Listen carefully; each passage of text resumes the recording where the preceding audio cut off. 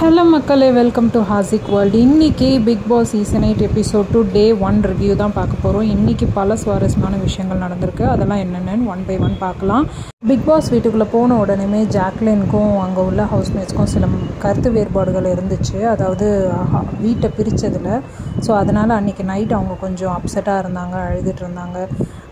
பார்த்திங்கன்னா மறுநாள் கூட எல்லாரையும் கூப்பிட்டு உட்கார வச்சு இதே விஷயத்த திருப்பி பேசிகிட்டு இருந்தாங்க. லைக் எனக்கு கருத்து வேறுபாடு இருக்குங்கிறத பல இடங்களில் அவங்க பதிவு பண்ணிகிட்டே இருந்தாங்க. இதெல்லாம் பார்க்குறதுக்கு ஏதோ கண்டென்ட் கொடுக்கணுங்கிறதுக்காக வேணும்னே பண்ண மாதிரி இருந்துச்சு. இது மட்டும் இல்லை, இன்னும் பல விஷயங்கள் இருக்குது. பின்னாடி வீடியோவில் உங்களுக்கே தெரியும் அவங்க எங்கெல்லாம் அவங்கள பதிவு பண்ணிகிட்டே இருக்காங்க அப்படிங்கிறது. Then next as usual Bigg Boss song போட்டார், எல்லோரும் எந்திரிச்சு ஆட ஆரம்பிச்சிட்டாங்க. தென் அதுக்கப்புறம் ரவீந்திரன் எல்லாரையும் கூப்பிட்டு ஒரு விஷயம் சொன்னார். நம்ம ஏன் இந்த 24 ஹார்ஸ் எலிமினேஷனுக்கு எலிஜிபிள் இல்லை, நான் ஏன் இந்த வீட்டுக்குள்ளே இருக்கணும் அப்படிங்கிறதுக்கு எல்லாரும் ஒரு வேலிட் பாயிண்ட் சொல்லுங்கள் அப்படின்னு சொன்னார். ஸோ அதை வச்சு எல்லாருமே கேம்பெயின் பண்ணுற மாதிரி பேச ஆரம்பித்தாங்க. அவங்கவுங்க ஏன் இந்த வீட்டுக்குள்ளே இருக்கணும், எதுக்காக நான் இந்த வீட்டை விட்டு வெளியே போகக்கூடாது, எனக்கு இன்னும் சான்ஸ் வேணுங்கிறத எல்லாருமே அவங்க சைடு உள்ள வேலிட் பாயிண்ட்ஸை ஷேர் பண்ணாங்க.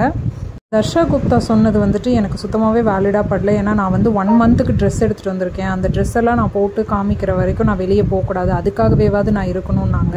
இது எந்த அளவுக்கு ஒரு வேலிட் பாயிண்ட் எனக்கு தெரியல. அதே போல் ரவீந்திரன் சார் எப்படி ஸ்டேஜில் எல்லாரையும் குழப்பினாரோ அதே போல் இங்கே ரொம்ப நேரமாக பேசி குழப்பினார். அவர் என்ன சொல்ல வராருங்கிறது டக்குன்னு புரியவே மாட்டேங்குது யாருக்கும். அண்ட் சாச்சனா தெரியாமல் ஒரு வேர்டு விட்டுட்டாங்க, போகணுங்கிற சுச்சுவேஷன் வந்தால் நான் போகிறேன் அப்படின்னு. அது அவங்களுக்கே பேக் ஃபயர் ஆச்சு. பின்னாடி என்னன்னு நான் சொல்கிறேன்.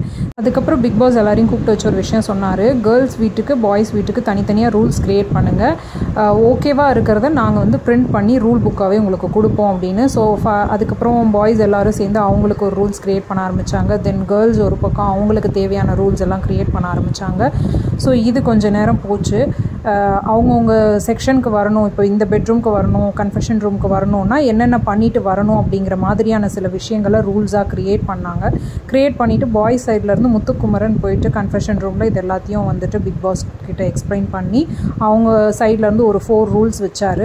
தென் அதுக்கப்புறம் கேர்ள்ஸ் சைட்லேருந்து சாச்சனா போயிட்டு அவங்க ஒரு 4 ரூல்ஸ் க்ரியேட் பண்ணியிருந்தாங்க. அந்த ரூல்ஸ் எல்லாத்தையும் பிக் பாஸ் கிட்ட எக்ஸ்பிளைன் பண்ணியிருந்தார். ஒரு விஷயம் சொல்லணும், இந்த வாட்டி கன்ஃபெஷன் ரூம் ரொம்பவே சூப்பராக பண்ணியிருக்காங்க, பார்க்கவே அவ்வளோ அட்ராக்டிவாக இருந்துச்சு. தென் அதுக்கப்புறம் பார்த்திங்கன்னா தர்ஷிகா அவங்க சௌந்தர்யா இவங்கெல்லாம் உட்காந்து ஒரு விஷயம் பேசிகிட்டு இருந்தாங்க. அது என்ன அப்படின்னா, கேர்ள்ஸ் கிட்ட ஒத்துமையே இல்லை, பாய்ஸ் எல்லா விஷயத்துலேயும் ஒத்துமையாக எந்த ஒரு முடிவும் எடுக்கிறாங்க அப்படின்றத மீன் பண்ணி அவங்க எல்லாம் டிஸ்கஸ் பண்ணிட்டு இருந்தாங்க. இதுக்கு ரீசன் முந்தின நாள் அவங்க எடுத்த டெசிஷனுக்கு ஜாக்லின் ஒத்துக்கலை அப்படிங்கிறது தான். தென் அதுக்கப்புறம் நாமினேட் அந்த 24 ஹார்ஸ் எலிமினேஷனுக்கு எல்லாரையும் நாமினேட் பண்ண சொல்லி பிக் பாஸ் சொல்லியிருந்தார். ஃபர்ஸ்ட் அர்ணவ் அன்ஷிதாவை நாமினேட் பண்ணார். இது பார்க்கவே கொஞ்சம் காமெடியாக இருந்துச்சு. அர்ணவ் அன்ஷிதாவை பண்ணுறதெல்லாம் கண்டிப்பாக ஒரு கேம் ப்ளே தான்.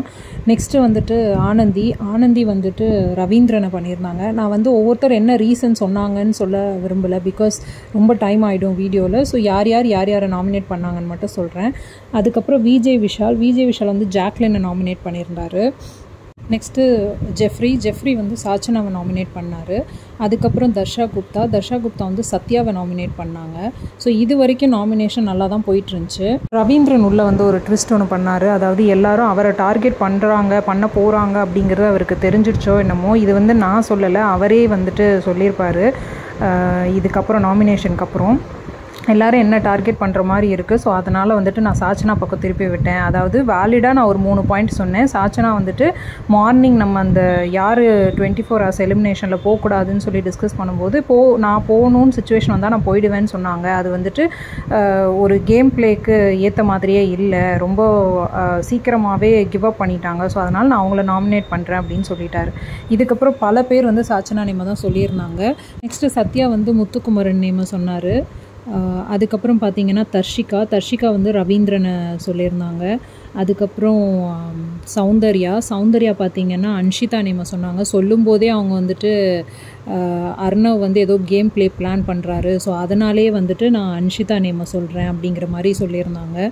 ஸோ அதுக்கப்புறம் பார்த்திங்கன்னா தீபக் அகெயின் சாச்சனா நேம் தான் சொன்னார். எல்லாருமே பார்த்திங்கன்னா அந்த மார்னிங் சாச்சனா சொன்ன ஒரு விஷயத்தையே தான் டார்கெட் பண்ணி திரும்ப சாச்சனா நேமே சொல்லிகிட்டு இருந்தாங்க. ஸோ தீபக் அடுத்து அன்ஷிதாவும் பார்த்திங்கன்னா சாச்சனா நேம் தான் சொன்னாங்க. இதுதான் நான் சொன்னேன், சாச்சனா தெரியாமல் வார்த்தையை விட்டு தான் அவங்களுக்கே பேக் ஃபயர் ஆகிடுச்சுன்னு. பாவம் சின்ன பொண்ணு, அவங்க மீன் பண்ணதே வேறு. தென் முத்துக்குமரன் பார்த்திங்கன்னா ஜாக்லினை நாமினேட் பண்ணார். நெக்ஸ்ட் பவித்ரா வந்து அர்ணவை நாமினேட் பண்ணியிருந்தாங்க. அதுக்கப்புறம் சுனிதாவும் ஜாக்லின்னு தான் பண்ணாங்க. என்னன்னு தெரியல, சுனிதாவுக்கும் ஜாக்லினுக்கும் வந்ததுலேருந்தே 7ஆம் பொருத்தமாக இருக்குது. இவங்க 2 பேரும் சேர்ந்து பயங்கரமாக கண்டென்ட் கொடுப்பாங்க போல இருக்குது. அதுக்கப்புறம் ஜாக்லின் வந்தாங்க. ஜாக்லின் வந்துட்டு சாச்சனாவை தான் சொன்னாங்க. சொல்லும்போதே நான் இந்த வீட்டுக்குள்ளே இருக்கணும், அதனால் வந்துட்டு நான் உன்னை வெளியே அனுப்புகிறேன் அப்படின்னு டைரெக்டாகவே சொன்னாங்க. இதெல்லாம் உண்மையாகவே கண்டென்ட்டுக்காக பயங்கரமாக பண்ணுறாங்கன்னு தெரிஞ்சிச்சு. தென் சாச்சனா பேச வந்தாங்க, பட் அவங்களால முடியல, அழுதுட்டாங்க. பாவம் சின்ன பொண்ணு, நிறைய எக்ஸ்பெக்டேஷன்ஸோடு உள்ளே வந்தாங்க. பட் எல்லாருமே அவங்கள டார்கெட் பண்ணுறாங்க அப்படின்னவும் அவங்களுக்கு ரொம்ப கஷ்டமாக இருந்தது. அவள் சைடில் வந்துட்டு எதனால் அந்த பாயிண்ட்டை நான் மார்னிங் சொன்னேன் அப்படிங்கிறத புரிய வைக்க நிறைய ட்ரை பண்ணாங்க. பட் முடியலை. அவங்க வந்து ஜாக்லினை நாமினேட் பண்ணிட்டு போயிட்டாங்க. அதுக்கப்புறம் ரஞ்சித் சார் வந்தார். அவரும் பார்த்திங்கன்னா சாச்சனா நேமை தான் சொன்னார். அவர் சொன்ன ரீசனுமே எனக்கு சுத்தமாக வேலிடாகவே தெரியல. தென் ஃபைனலாக எல்லாரோட நாமினேஷனும் முடிஞ்சதுக்கப்புறம் ஓவரால் ரிசல்ட் படி சாச்சனா தான் எலிமினேட் ஆக போகிறாங்க அப்படிங்கிறத பிக் பாஸ் சொல்லிட்டாரு. ஸோ 24 ஹார்ஸ் எலிமினேஷனில் சாச்சனா வந்து வெளியே போயிட்டாங்க ஆக்சுவலாக.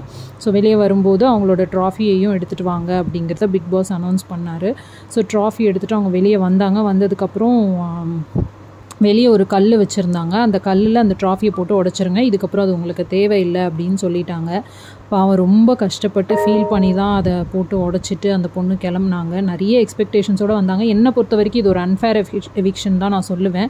ஏன்னா அவங்களுக்கு என்ன டேலண்ட் இருக்குது அப்படிங்கிறத அவங்க ப்ரூவ் பண்ணுறதுக்கான டைம் ஸ்பேஸ் கூட அவங்களுக்கு கொடுக்கல. இந்த எலிமினேஷன் வந்து லாஸ்ட் டைம் பிரதீப் எப்படி பேச விடாமல் எலிமினேட் பண்ணாங்களோ இதுவும் கிட்டத்தட்ட அதே மாதிரி தான் இருந்துச்சு. வாய்ப்பே கொடுக்காமல் எலிமினேட் பண்ணியிருக்காங்க.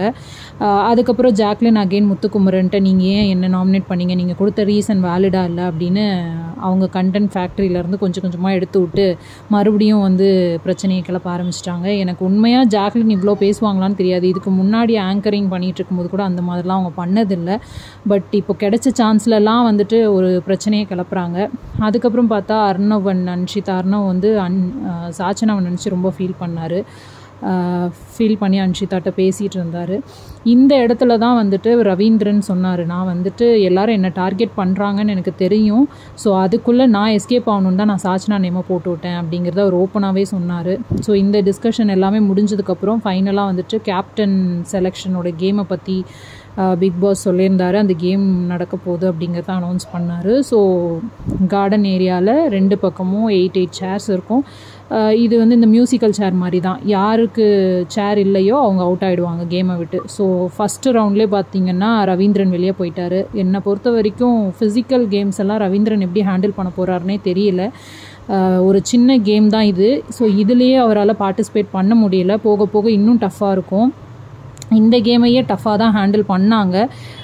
ஸோ ரவீந்திரன் என்ன பண்ணுறாருன்னு பார்ப்போம். இங்கேயும் கிடைச்ச சான்ஸில் ஒரு இதை போட்டு விடுவோம் அப்படின்னு அகெயின் ஜாக்லின் ஒரு பிரச்சனையை ஸ்டார்ட் பண்ணாங்க. பட் பெருசாக போகலை.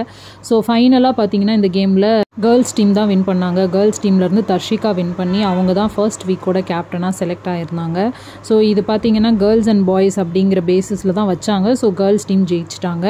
அண்ட் தென் நாமினேஷன் டைம் வந்துச்சு. ஸோ தர்ஷிகா வந்துட்டு கேப்டன் ஆனதுனால அவங்கள நாமினேட் பண்ண முடியாது அப்படின்னு சொல்லிட்டு மற்ற எல்லாரையும் நாமினேட் பண்ண சொன்னாங்க. யாரை நாமினேட் பண்ணான்னு சொன்னால் வீடியோ ரொம்ப லென்த்தாக போகும். ஸோ யார் இந்த வாரம் எலிமினேஷன் லிஸ்ட்டில் இருக்காங்க, நாமினேட் ஆகிருக்காங்கன்னு மட்டும் சொல்கிறேன். ஃபர்ஸ்ட் வந்து ஜாக்லினுக்கு அப்புறம் ரவீந்திரன், அதுக்கப்புறம் அருண், முத்துக்குமரன், சௌந்தர்யா, ரஞ்சித், இவங்க எல்லோரும் இந்த வாரம் நாமினேஷன் லிஸ்ட்டில் இருக்காங்க. ஸோ நீங்கள் இந்த வீடியோ பற்றி என்ன நினைக்கிறீங்க? லைக் சாச்சனாவோட எவிக்ஷன் பற்றி உங்களோட தாட்ஸ் என்னங்கிறத கமெண்ட்ஸில் சொல்லுங்கள். அண்ட் இந்த பிக் பாஸ் சீசன் ஸ்டார்ட் ஆகிருக்கு. ஸோ இது எப்படி இருக்குது, இந்த ஃபர்ஸ்ட் டே அண்ட் கண்டஸ்டன்ஸ் எல்லாருமே எப்படி பார்ட்டிசிபேட் பண்ணுறாங்க, உங்களுக்கு என்ன ஃபீட்பேக்ஸ் இருக்குது அப்படிங்கிறதையும் கமெண்ட்ஸில் சொல்லுங்கள். மறக்காமல் இன்னும் நம்ம சேனலை சப்ஸ்கிரைப் பண்ணாதவங்க கண்டிப்பாக சப்ஸ்கிரைப் பண்ணிவிடுங்க. வீடியோக்கு ஒரு லைக்கும் கொடுங்க. அப்போ தான் நிறைய பேருக்கு இந்த வீடியோ ஷேர் ஆகும். இன்னும் வேறு என்ன மாதிரியான வீடியோஸ் எல்லாம் போடலாம் அப்படிங்கிறதையும் உங்கள் தாட்ஸை கமெண்ட்ஸில் ஷேர் பண்ணுங்கள். இவ்வளோ நேரம் நம்ம வீடியோ பார்த்ததுக்கு thank you so much. Thanks for வாட்சிங். பாய்.